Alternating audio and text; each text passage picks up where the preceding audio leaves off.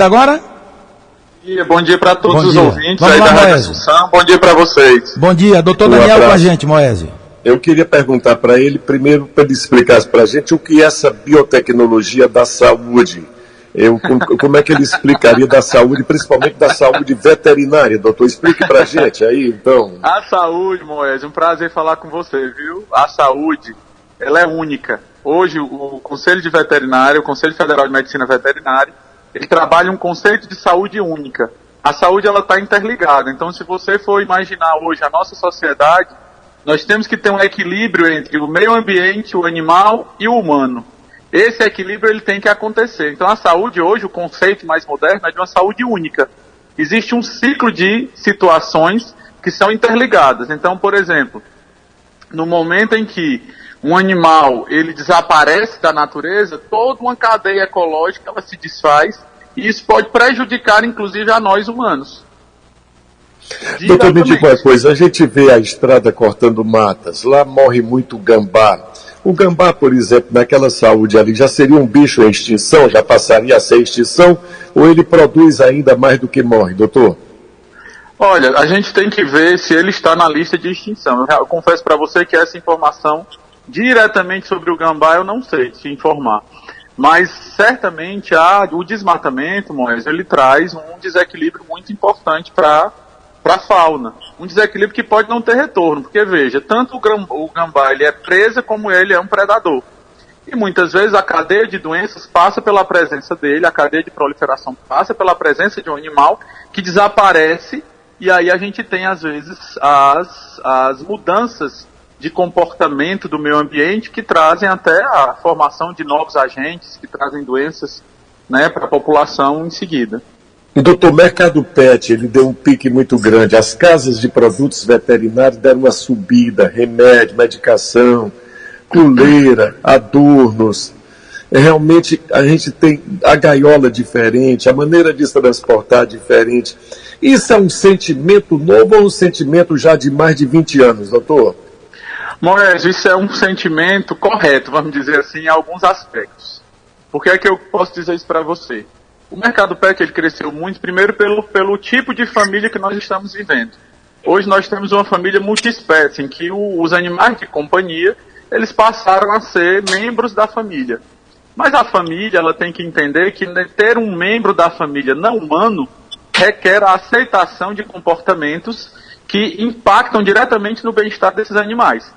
Então veja, por exemplo, embora o mercado pet cresça bastante, alguns comportamentos que o animal desenvolve, como, por exemplo, reconhecimento por cheirar os genitais, isso faz parte de um processo de comportamento natural do cão. Micção em alguns locais, fazer xixi em alguns locais que o cão macho faz para demarcar, isso é um comportamento natural do cão. E muitas vezes bloquear esse comportamento traz uma quebra de bem-estar. O que você você citou previamente, é a questão do bem-estar dos animais, que é um conceito que, embora venha se desenvolvendo há muitos anos, agora tem ganho uma grande repercussão e um grande destaque na sociedade, porque tanto os animais de companhia e também os animais de produção, eles têm que ter critérios rígidos de bem-estar para que a gente possa usar esses animais no sentido de companhia, no sentido de esportes e mesmo para alimentação. Me diga uma coisa, o cachorro, o cão que ataca, ele reincide, ele pode voltar? O caso daquela escritora que amputou inclusive o braço, que é o último caso aí na estatística. Aquele tipo, por exemplo, de cão, ele vai acuar, ele estava acuado, ele estava no habitat dele, ele tem essa tendência realmente mais agressiva? O pitbull realmente é mais agressivo, doutor? Pronto, essa questão, Moisés, ela tem ganho uma repercussão muito grande. E nos preocupa a demonização da raça pitbull. Os animais, em geral, eles podem ter comportamentos desenvolvidos, mesmo para agressividade. Obviamente que alguns animais podem ser um pouco mais predispostos à agressividade, mas há inúmeras situações em que o pitbull ele não é uma raça totalmente agressiva. Ele pode ser treinado para isso. Ele é um animal de muita força, né? A situação com a escritora foi lamentável, mas a gente não sabe exatamente em que contexto essa situação aconteceu. Foi dito há pouco tempo de um animal que também atacou o seu próprio tutor. Então, todas essas situações, antes que a gente demonize a raça como um todo, é importante que a gente veja a situação como um todo e não classifique o animal como agressivo. Porque como médico veterinário, Moisés, eu posso lhe afirmar, e da área de pequenos animais que sou, eu já vi pitbulls agressivos e vi pitbulls sem nenhum tipo de comportamento agressivo. E já vi animais sem raça definida, que é o nosso vira-latinha, que tem um comportamento agressivo desenvolvido. Já vi pincher com raça com comportamento agressivo. Então, o comportamento desse animal ele é determinado, sim, pela sua carga genética, mas também pelas experiências e treinamentos que esse animal passa ao longo da sua vida.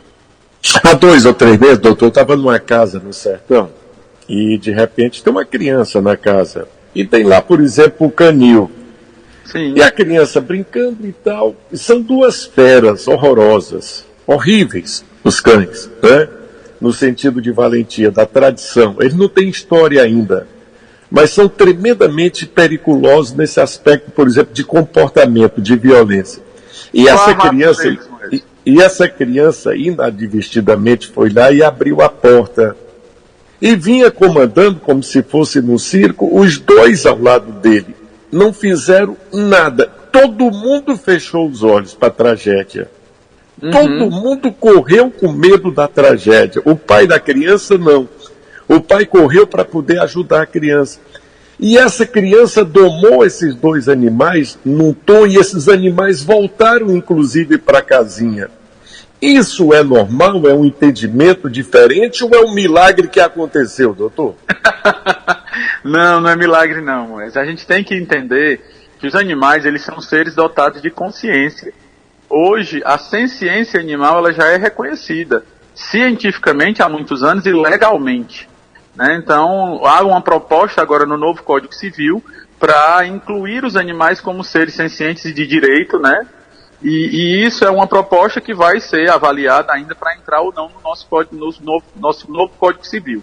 Em relação a essa criança, Moisés, os animais, eles por também fazer parte dessa família, eles têm um apego diretamente com essas crianças, né?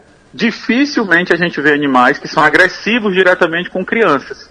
Eles quase sempre têm um comportamento agregador para com as crianças, e obviamente que essa criança cresceu com esses animais, vem crescendo com esses animais. Então eles reconhecem essa criança como uma criança da... Esse conhecimento, doutor Daniel, está no faro, no cheiro, está no jeito de andar, está no quê? No comportamento, no falar? O que é um todo? Pronto, é exatamente o que eu falei inicialmente, Moisés. Eles têm consciência. Os animais se comunicam, a gente não entende. A gente não tem cognição de entender o que é falado e compreender o que retorna. Mas existe uma comunicação através da vocalização, existe uma consciência determinada pela própria estrutura genética, anatômica desse animal, e isso determina o comportamento de reconhecimento, tal qual o nosso. O nosso comportamento de reconhecimento, de memória, ele é determinado pela nossa carga genética e pelas nossas experiências de vida. Então, veja, você vê, em algumas situações, alguns animais são bem agressivos.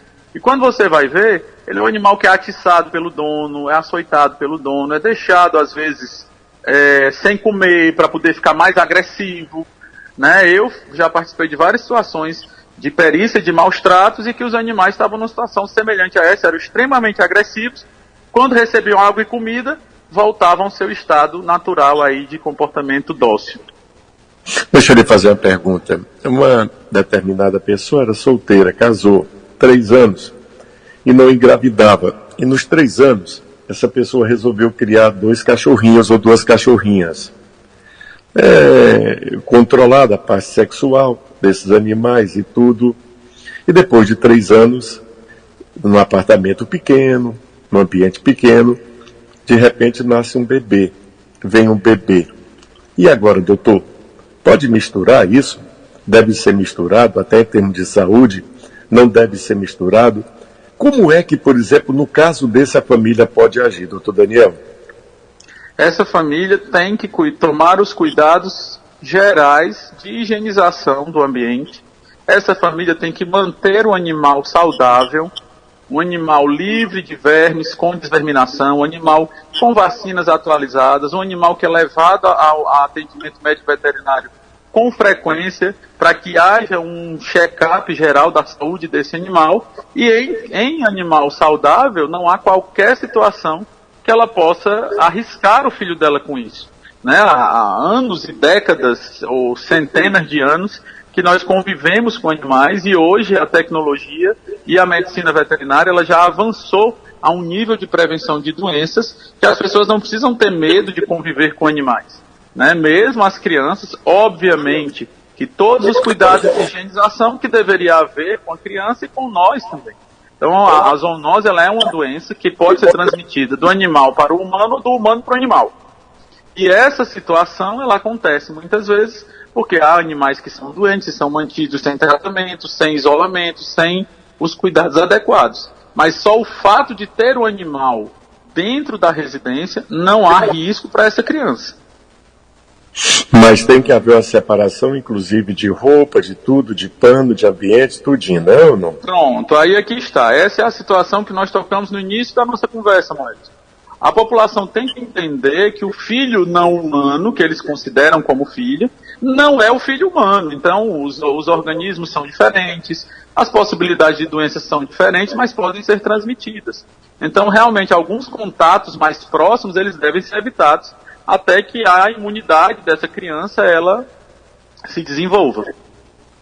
Ok. Lacerda, não era o tema da entrevista, você pode voltar agora ao tema.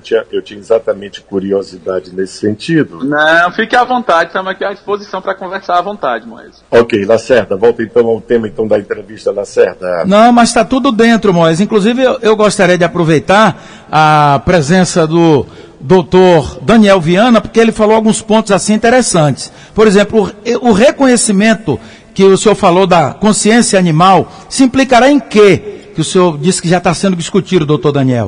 A responsabilidade é para o dono? A responsabilidade ainda será do dono. A diferença, pessoal, é que hoje nós já temos alguns processos judiciais em que o animal é o autor do processo. Hoje a gente tem uma parte do direito animalista que vem se desenvolvendo em defesa desses animais, e esse direito ele traz o animal como o autor de processos, obviamente como responsável por ele, inclusive em processos de maus tratos em que o animal processa o próprio infrator, né, aquele que o maltratou, solicitando indenização para tratamento das doenças que ele pode ter desenvolvido por conta dos maus tratos, para tratamento das lesões que ele pode ter sofrido em relação aos maus tratos. Hoje nós temos aí um desenvolvimento essa consciência, esse reconhecimento do direito, ele vai ser algo que a sociedade vai ter que se adaptar para várias situações. Né? Nós temos que, como eu disse no início, o animal ele está para nós, nós usamos os animais em muitas situações, mas nós não podemos abusar dos animais. Então a gente tem que ir nesse sentido. E a medicina veterinária há muitos anos já vem com esse conceito de não abusar desses animais, mesmo em produção animal, mesmo em situações de ensino, para que a população ela compreenda que o animal ele sim está aqui para a nossa companhia, para a nossa alimentação, para a nossa utilização em esportes, mas ele não será abusado por conta disso. Mas aí o próprio, viu, Moésio, só para completar, Moésio, porque o próprio Conselho Regional se queixa de não haver uma perícia, né, a perícia no Estado. Como é que isso será acompanhado? Então vamos lá, nós estamos no mês Abril Laranja, né, que é o mês da conscientização contra o maus tratos aos animais, e nós temos algumas evoluções nesse sentido, mas o nosso Estado ele ainda carece de perícia oficial. A perícia veterinária, em casos de maus tratos, ela é obrigatória por lei. O veterinário é o único profissional habilitado para realmente realizar essas perícias, legalmente. E o nosso Estado ele não conta com esse equipamento. Desde 2018, o Conselho de Veterinária vem trabalhando em relação a isso. O deputado Leonardo Pinheiro, fez um projeto pedindo a inclusão do médico veterinário como perito na perícia forense aqui do nosso estado. Esse projeto já foi aprovado em assembleia e, por enquanto, está parado. Então, agora eu vou voltar às tratativas com o deputado e com outros para ver se a gente consegue levar isso à frente, porque o nosso estado não tem como ficar sem perícia oficial. A perícia ela vem sendo realizada por veterinários voluntários na polícia, assim como eu, pelo conselho, já fui várias vezes, né? E esse não é uma forma adequada, uma vez que o crime ele é obrigação do Estado, a sua investigação, a sua constatação. Então é muito importante que a população, especialmente o pessoal da proteção animal, nós devemos lutar também pelo estabelecimento do equipamento de perícia, uma vez que isso vai trazer a investigação, a avaliação e trazer a punição aos culpados pelos maus tratos, né? Moésio. Bom, eu queria fazer a pergunta seguinte. Nós temos em cidades pequenas aquela aglutinação de cães, principalmente ou em matadouros ou em frigoríficos, mas junto, atrás, por exemplo, daquele resto de carne, daquele resto de osso. E tem cidade, por exemplo, que esses cães vadios, abandonados, eles viram eles viram lixo, eles viram tambores, eles caçam, parecem seres humanos, assim, mexendo. Eu tenho a impressão que é a fome ensinando na sobrevivência. Esse controle, por exemplo, é da prefeitura? Esse controle é do dono do animal? O que é que um prefeito, por exemplo, de uma cidade do interior tem lá 30, 40, 50 que praticamente andam ali naquela rua, em torno, por exemplo, daquele mercado? Qual é a saída, então, desse gestor? Ainda é a carrocinha, é esterilizar, é prender e entregar para o dono, é tentar uma adoção? Como é que deve fazer? Qual é a saída, doutor Daniel? Afinal de contas, não vamos falar semanticamente, romanticamente, vamos falar objetivamente, praticamente, o que é que tem que ser feito nesses casos, doutor Daniel? Então, vamos lá. A primeira coisa, Moésio, que eu só quero esclarecer para quem está nos ouvindo, é que esses abatedouros, eles são construídos em áreas rurais, eles não devem ficar próximos da cidade. Entretanto, o que é que acontece? Mas eu estou falando, eu não estou falando só do abatedor, estou falando do frigorífico lá no centro. Eu vou chegar até lá. Eu vou chegar até lá. As cidades crescem até o abatedouro. Isso aí já é uma decisão política dentro da cidade, dentro dos códigos da cidade, para evitar o crescimento da cidade em direção à área que é irregular. Porque o abatedouro, sim, pode dizer. Ele é uma área que produz dejetos, que produz restos de animais e que vão trazer ali uma certa contaminação temporária, se não for rapidamente resolvida essa situação. A presença de cães, ela traz uma situação muito difícil para a sociedade, para a população daquela região, porque ele pode trazer contaminação para a carne que essa população come. Dito isso, qual é a situação em relação e de quem é a responsabilidade? Animais abandonados, em estado de abandono, eles são responsabilidades do Estado. E quando eu falo Estado, eu falo município, Estado e União. Então, essa responsabilidade seria do município resolver essa situação. O ideal que esse município faça, Moésio, a carrocinha ela não é adequada. Primeiro, o animal ele tem que passar por uma avaliação. A eutanásia ela é um procedimento que existe ainda, ela não é o primeiro procedimento a se pensar, mas ele existe. Ele é um procedimento que é autorizado pelo Ministério da Saúde, ele é regulamentado pelo Conselho Federal de Medicina Veterinária. Então, ele existe, ele é um procedimento que, infelizmente, às vezes deve ser necessário, mas o município ele tem que criar um programa de controle da população desses animais.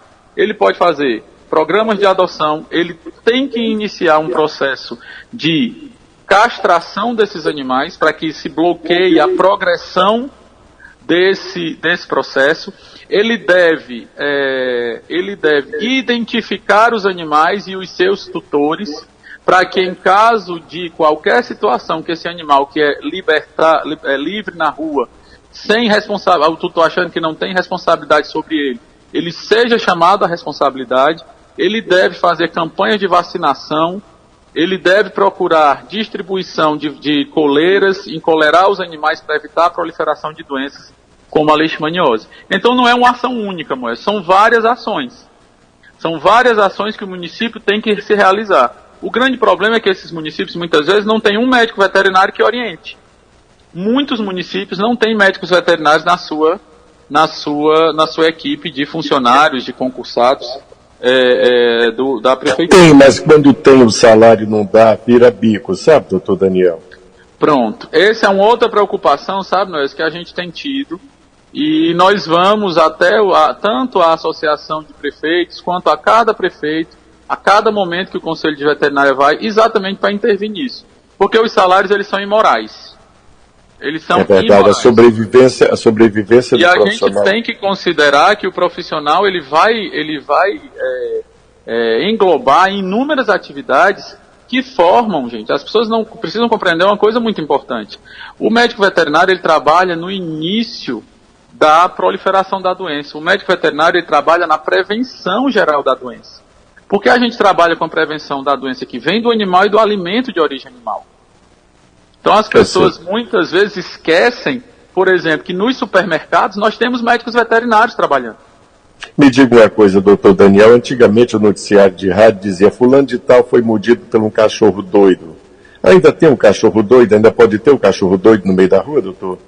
O programa de raiva, ele tem sido desenvolvido e com muito sucesso tem controlado a raiva aqui no nosso estado. Então, às vezes o que a pessoa chama de cachorro doido pode ser um cachorro ali agressivo e tudo, mas a raiva em si, que seria o que as pessoas atrelavam ao cachorro doido, a gente não tem tido registro de casos. Ok. Cristine, alguma interrogação, Cristine? Tenho sim. Bom dia, doutor Daniel. Bom dia, Cristine. Tudo bem? Tudo bem, graças a Deus. Nesse abril laranja, eu gostaria que o senhor falasse para a gente o que é que configura maus tratos. Pronto. A gente tem maus tratos que são diretos e fáceis da gente identificar. Então, por exemplo, quando o animal ele é esfaqueado, quando ele é chutado, quando ele é atropelado, quando ele é envenenado, os maus tratos que geram alterações físicas, lesões físicas no animal, eles são fáceis do médico veterinário identificar. O maltrato mais difícil, gente, provavelmente seria o maltrato por omissão. O que seria o maltrato por omissão? Aquele tutor que deixa de trazer ao animal os cuidados necessários para garantir o seu bem-estar e sobrevivência. Então, o tutor que não alimenta o animal, o tutor que não leva o animal ao veterinário regularmente para manter esse animal saudável, o tutor que fecha o animal em casa e viaja e deixa o animal sem água, sem comida, o tutor que tranca o animal no carro e deixa ele por aí. Então, essas situações, por que é que eu falo que, mas pode dizer, poxa, mas trancou no carro e abandonou?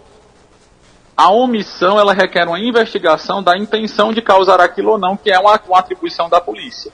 Né? Então, o médico veterinário, ele trabalha no que a gente chama de materialidade. Ele vai dizer, olha, existiu ou não existiu a situação de maltrato.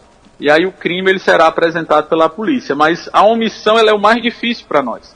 Porque muitas vezes a gente vai a situações, Cristine, em que a população, assim como o animal, a população também é vulnerável. Entendi. Então, uma pessoa que é pobre, ela tem um animal que come menos, ela tem um animal junto com ela que vai se alimentar de uma quantidade menor de alimento. Ela talvez não tenha, o nosso estado não tem equipamentos públicos para atender esses animais. Então é fácil às vezes a gente pensar, e muitas vezes assim, as pessoas dizem, olha, aquela pessoa não levou o animal ao veterinário, mas o nosso estado, para uma pessoa pobre, carece de equipamentos públicos. Nós só temos no município a Clínica Jacó, que é uma clínica pública, então, mas ela não alcança o estado todo do Ceará, né? Alguns municípios, eles tentam fazer clínicas públicas para manter, pelo menos, minimamente para a população que não tem condições financeiras o atendimento desses animais. Mas isso também poderia ser maltrato, caso não leve ao animal, uma vez que essa pessoa, se for constatado que essa pessoa tinha como fazer isso. Doutor, e qual a punição da ação e da omissão e o que fazer em caso de um flagrante? Eu estou passando, vejo alguém maltratando o animal, ou tenho um vizinho que aí já imagina um caso de omissão que eu estou vendo, que a pessoa está saindo deixando o animal preso. Gostaria de saber qual a punição e também qual a forma da denúncia. Pronto, eu vou começar dizendo o que não fazer, Cristine. Certo. Não divulguem em redes sociais. As pessoas têm a impressão que divulgar em redes sociais é mais fácil. Não é. As redes sociais, elas fazem muitas vezes com que aquele que está sendo acusado mascare toda a cena para que a polícia e os investigadores tenham menos condições de chegar às conclusões. Então, a primeira dica que eu dou é não jogar em redes sociais. As vias oficiais de denúncia são a Delegacia de Proteção ao Meio Ambiente, que atende Fortaleza e região metropolitana, o Batalhão de Policiamento Ambiental, que atende todo o estado do Ceará, o Conselho de Veterinária pode receber essas denúncias e encaminhar para essas instituições, o Ministério Público também recebe, e nós temos aqui no nosso estado o BO eletrônico, que está na nossa, você pode pela internet fazer o BO, enviar as informações, que esse BO eletrônico ele vai gerar uma ordem de serviço policial que vai fazer com que a polícia vá lá investigar, chame o médico veterinário e tudo. E qual seria então a punição? Até 2020 as pessoas respondiam por maus tratos, mas não eram presas. Depois de 2020, com a Lei Sanção, essas pessoas que maltratam cães e gatos, elas são presas e ficam presas até a audiência de custódia, quando o juiz vai decidir se ela vai permanecer presa, responder em liberdade perder a guarda permanente de animais. Né? Então, essa situação hoje ela é diferente para cão e gato, que foi uma mudança que aconteceu na legislação através da Lei Sanção. Certo, o cachorro Sansão que perdeu as patas traseiras após ser torturado, né, por 2 homens que amarraram com arame, e isso acabou tendo uma repercussão enorme. Esse caso chocante levou então a uma repercussão aí legislativa, que foi a Lei Sanção, que traz então prisão de 2 a 5 anos, modificando o artigo 32 da Lei 9.605 para trazer a prisão imediata dessas pessoas que são pegas em flagrante. Perfeito. Deixa eu lhe fazer aqui uma pergunta, doutor. Em caso, por exemplo, de saúde, é mais saudável criar um gato? É mais fácil criar um cachorro? Como é realmente? Qual é a sua definição? O gato pode, por exemplo, inclusive, transmitir mais doença? O calazar, por exemplo, é transmitido mais por quem? O que é que representa, por exemplo, mais risco na criação, principalmente num ambiente que não é adequado? O apartamento ainda é muito pequeno, mas muito pequeno. E hoje nós estamos com apartamentos de 60 metros, de 70 metros, que o cara dá um balanço na rede, vai no Mucuripe e volta, né? Se ele morar na cidade funcionária, o apartamento é tão pequeno que ele dá um balanço na rede, vai lá no Barrica, lá na beira-mar e volta. Então, qual é realmente? Se a pessoa tem esse sentimento, que é um sentimento nobre, que é um sentimento bonito, que eu respeito o sentimento. Sentimento, quando ele é nobre, quando ele é respeitoso, ele tem que ser entendido, ele não fala, mas ele grita diante da sua necessidade. Eu lhe faço uma pergunta: é mais perigoso num ambiente pequeno desse, limitado, um apartamento de 2 quartos, apartamento às vezes até só de um banheiro? Nesse caso, por exemplo, é mais fácil, é mais saudável criar um gato ou criar um cão, doutor? Você está perguntando saudável para quem? Para o cão, para o animal ou para a pessoa? Para a pessoa, para o ambiente de modo geral, porque eu acho que a doença ela é recíproca, ela pode ir e pode voltar. Sim. Do jeito que o animal pode contaminar, o ser humano também pode contaminar o animal. Exatamente. É bom que a gente esclareça isso. Então veja só. A primeira coisa que a pessoa tem que pensar é na escolha do tipo de animal, Moedas, porque o risco entre o cão e o gato vai depender diretamente da falta de cuidado, de higiene e de cuidados para a saúde desse animal que essa pessoa tem. Em relação ao tamanho do apartamento, vai depender do tipo de animal. Quem mora num apartamento de 40, de 50, de 60 metros quadrados não vai ter condição de criar 3, 4 Rottweilers.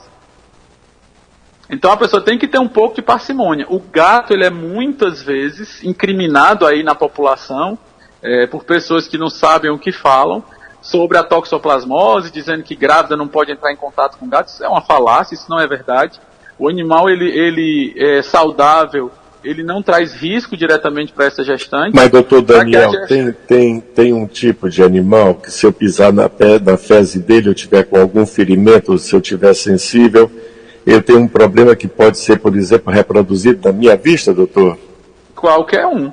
qualquer animal que esteja contaminado, por exemplo, com verme, ele pode transmitir, por exemplo, a larva migrans.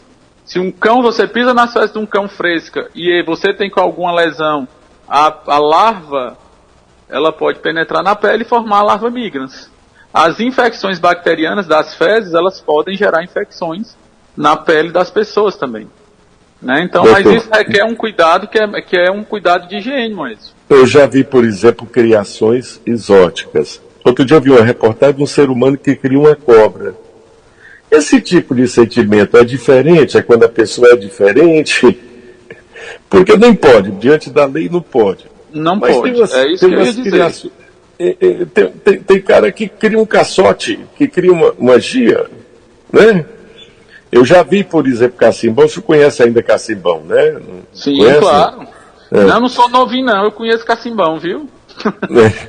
Me diz uma coisa, mas de repente tem uma tendência normal, não sei se é porque ela não pode sair, mas no cacimbão do interior, a coisa mais normal do mundo é de proliferar aquela gia preta, que em algumas ocasiões ela é até comida, ela pode ser até consumida como carne. Mas tem lá, começa a aparecer aquela gia preta, e o cacimbão às vezes se infesta, se enche ali. Eu não sei se é porque ela cai naquele ambiente e não sabe mais voltar, ou se é pela vontade, por exemplo, do dono do imóvel, do cacimbão, que preserva exatamente aquela gia naquele local. O senhor já viu esse fato, doutor? Já vi sim. Olha, sobre a alimentação, você falou diversos assuntos aí, vamos lá, deixa eu pegar o de baixo para cima então. Sobre a alimentação desses animais, eu peço cuidado à população, porque, na verdade, qualquer alimento que chegue à população, ele tem que ser inspecionado. Hoje já existem criatórios de animais para alimentação. Nós não tivemos aqui um restaurante que era de gia, que era o Bar da Gia, doutor? Sim. Eu não conheci esse restaurante não, mas eu já ouvi falar. Era na Zé Baixo, depois foi para Rumo de Maracanã. Eu não conheci, não cheguei a conhecer. Era comum, é a coisa mais comum do mundo, do jeito que você pediu uma galinha, o cara pediu uma gia bem tratada lá e simplesmente traçava e ia embora. Mas esse comportamento, ele pode trazer doenças. Essa é a questão. Como veterinário, eu preciso alertar todo mundo. Mas aí o cuidado não seria um animal. O cuidado não seria só. Ela precisa ser consumida através, depois de uma inspeção, depois de uma avaliação. Ela não pode ser consumida de qualquer jeito. E se for de animal de proibição, como os animais silvestres e selvagens, a gente vai ter um problema aí que é crime ambiental. Mas tem esse crime, se era crime, não era crime, mas tinha.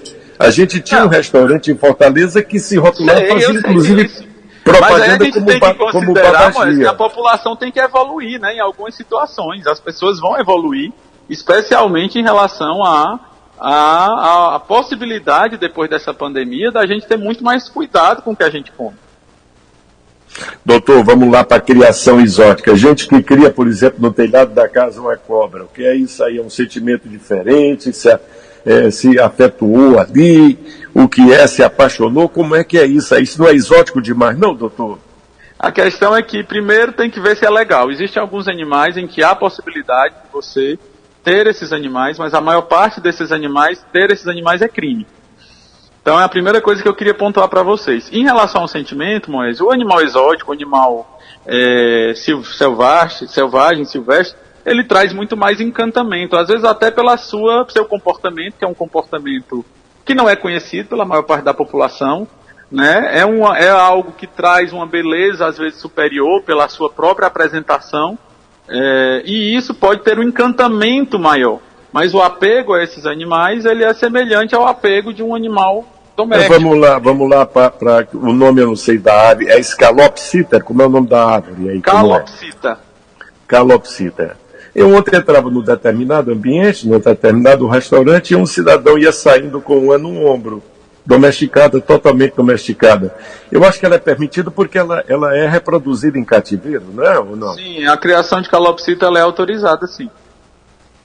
Aí, por exemplo, o ambiente pode ser frequentado desse jeito, com a bichinha doce, como todo, deu vontade de eu tomar para mim, doutor? Pronto, a questão dessa saída com o animal, como você está me relatando, não há uma proibição específica, mas ele tem que saber que ele é responsável pela integridade desse animal e a integridade das pessoas que estão em volta, caso aconteça algum tipo de acidente. Bom, a gente vai voltar a conversar. Mesmo que esse animal seja dócil, mesmo que ele seja fofinho, a gente não pode evitar que qualquer comportamento possa prejudicar uma outra pessoa e ele é responsável por isso. Doutor Daniel, tem gente que diz, olha, a entrevista foi boa, o entrevistado tem que colaborar, o senhor é show de bola, tem que dizer... tem cabo que o sujeito não consegue realmente... Não, olha, eu estou à disposição quantas vezes vocês quiserem, até para ir ao vivo aí, para a gente ficar batendo um papo mais tempo e até falar de assuntos mais específicos. Se eu começar a chamar aqui o senhor... Se eu começar a chamar o senhor aqui, o tema, por exemplo, depois tem uma questão trabalhista. Ô Moésio, só para finalizarmos aí... Vou com prazer. Só para finalizarmos com o doutor Daniel Viana, e o Souza Filho entra aqui, lembrou Zé Maria do Pombo Cheio. Meu amigo, vou dizer... Também tinha, naquele tempo... Vocês estão querendo me complicar com o Badagi, o Zé Maria do Pombo Cheio, aí de lascar, viu? Mas tinha, e ele criou uma família com muita dignidade. Na época a lei não proibia de jeito nenhum. Tinha, sim, que era o pombo borrachudo, era recheado e lá só frequentava gente. Prefeito de Fortaleza eu encontrei na época 2 ou 3 lá. Mas o pombo dá um programa só sobre o pombo, grandão. Eita, já, eu tenho que me preparar. Mas deixa eu fazer. Doutor, me diga uma coisa. Tinha um programa aqui antigamente, apresentado pelo querido Gamaliel Noronha, que dizia nos problemas da cidade, dizia, doutor, olhe meu bairro.